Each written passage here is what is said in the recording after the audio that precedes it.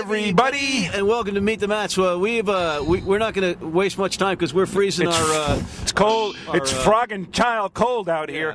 We're freezing to death out here, but we have Matt Cerrone from MetsBlog.com with us, and he's going to be doing a little bit of stuff with us from now on. But Matt, what do you got for us today? Hey, Max. I don't know what frogging tile cold means, but it doesn't sound fun. Well, thanks for that great report, Matt. We appreciate it, and we send all our fans to MetsBlog.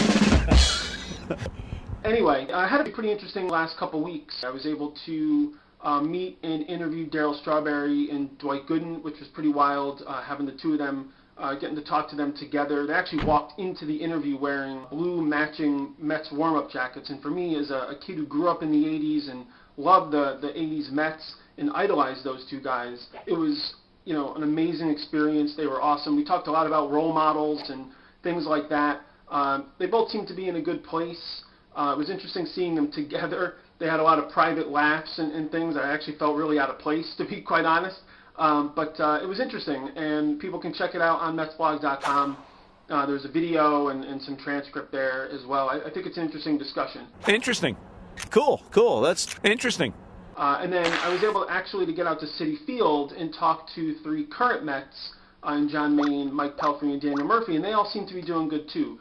Maine says his shoulder feels great. He feels like a big reason why he struggled the last couple of years has been the shoulder and really a lack of focus and not being able to do the things with his body command-wise that he might have been able to do in the past. He acknowledges all the foul balls, sees it as a good thing and a bad thing. On one hand, those foul balls aren't 500-foot home runs, but at the same time, it's wasting pitches, and if he lets that ball get in play, maybe it's an out. So I think he realizes those things, and he's working to correct them. Daniel Murphy actually was really interesting. I talked to him a few times during 2009. He was very serious, almost in a, I don't want to say cocky, but in a young, aggressive, very serious type of way. And this time around, he seemed pretty humble. He recognized a lot of his flaws and things he needs to do to improve. Talked a lot about footwork and making adjustments and understanding that, he isn't smarter than any pitcher. They're not smarter than him, and take BP in a way that he limits those slumps and actually increases what he called the turnaround time. And so that, instead of taking 2 weeks or a month to make those adjustments, he can make them, within a couple of days or even one at bat. And Pelfrey, he just seems super confident. He didn't really talk much about things that he's changed. He realizes for him too, it's really a focus and a confidence thing, and believing that he can do the things he wants to do, and staying sharp on every pitch, keeping the ball down, getting ground balls. So they all seem pretty confident. Pitchers and catchers, will report soon.